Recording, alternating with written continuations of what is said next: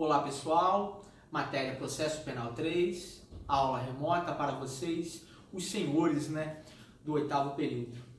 O professor, nas duas primeiras aulas remota, fez menção aos princípios sobre essa perspectiva da teoria geral dos recursos. Apesar do professor ter feito menção a alguns princípios nas duas primeiras aulas, o professor não falou de todos os princípios, razão pela qual o professor continua esta aula tratando especificamente de dois princípios. O primeiro dos quais, denominado princípio da reformatio in melius. Para mim retratar, reproduzir o sentido, o conteúdo, clarificando o que seria o princípio da reformatio in melius, o professor faz alusão e, portanto, conecta as duas aulas iniciais remota para explicar. Lembram do princípio da reformatio in pejus?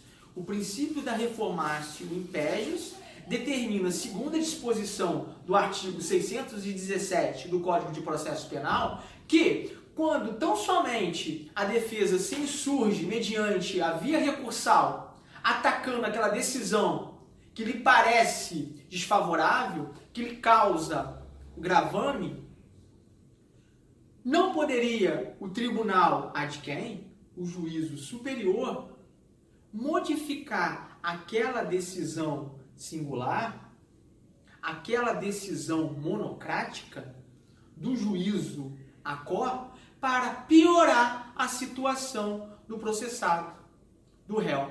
Ainda que a interpretação do órgão colegiado se desse de forma certeira, técnica, legal, Eu, enquanto desembargador, vislumbro em recurso exclusivo da defesa que o juízo monocrático ou juízo singular se equivocou ao interpretar o contexto, o conteúdo probatório produzido nos autos daquele processo.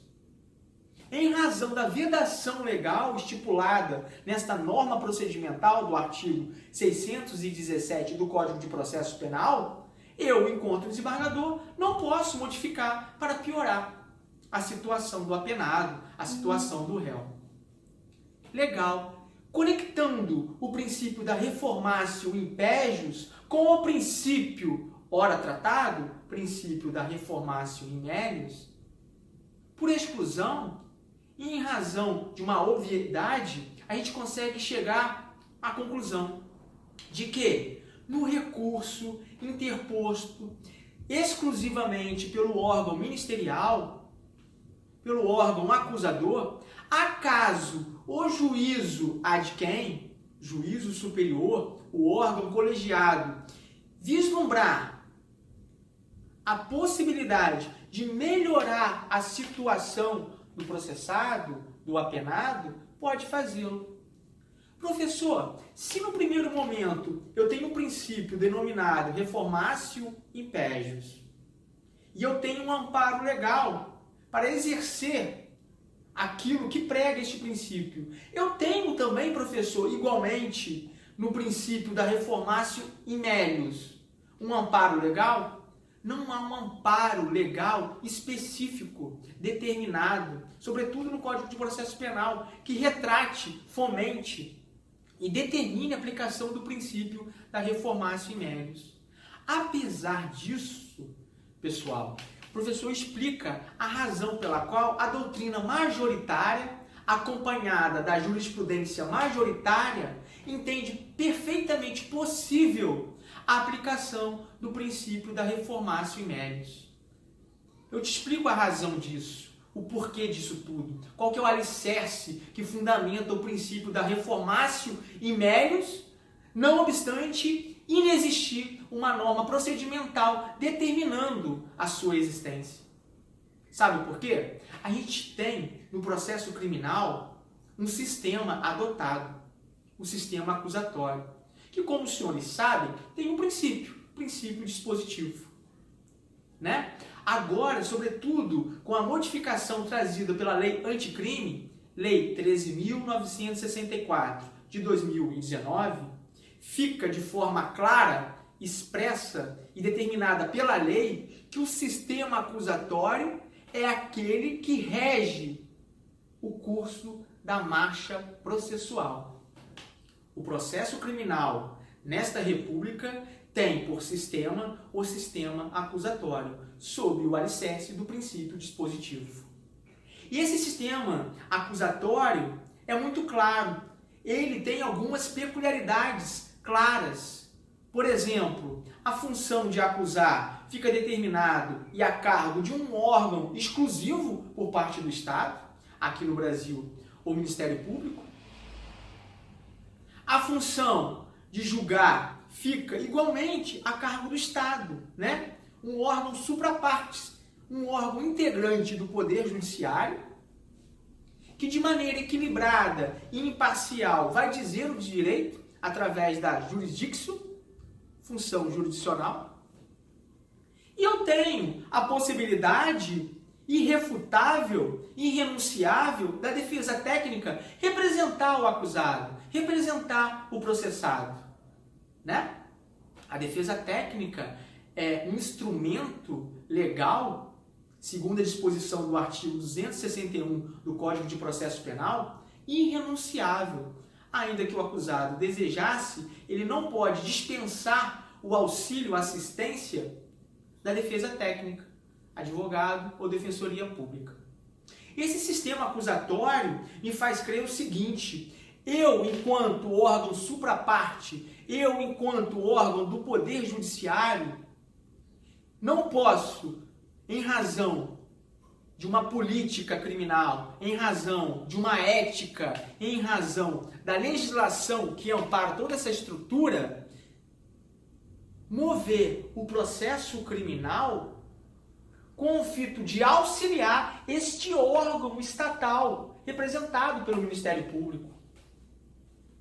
O órgão estatal integrante da administração da justiça, denominado Ministério Público, tem toda uma estrutura material, humana, técnica para conduzir o processo criminal, cuja titularidade lhe cabe, segundo a disposição da Constituição Federal, artigo 129, inciso 1, até o término da entrega dessa prestação jurisdicional. Se o Ministério Público falhar na sua missão, não cabe ao órgão do Poder Judiciário, que tem a missão de dizer o direito, enquanto juiz natural, se intrometer nessa função do Ministério Público. Sabe por quê? A parte mais frágil do processo criminal é o acusado. A parte mais vulnerável da ação penal é o processado. Ali existe um interesse maior no processo criminal, o resguardo, a garantia, a preservação do direito à liberdade de locomoção do indivíduo que tem em seu desfavor o processo criminal.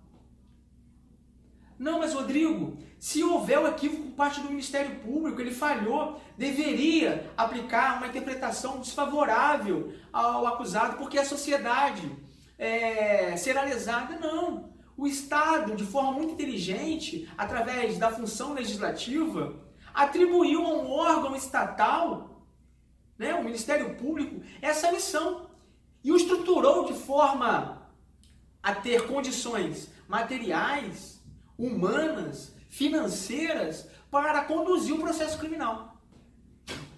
Daí porque eu chego a responder aos senhores o fundamento do princípio da reformatio in melius, né? O juiz não pode se imiscuir, portanto, se intrometer na função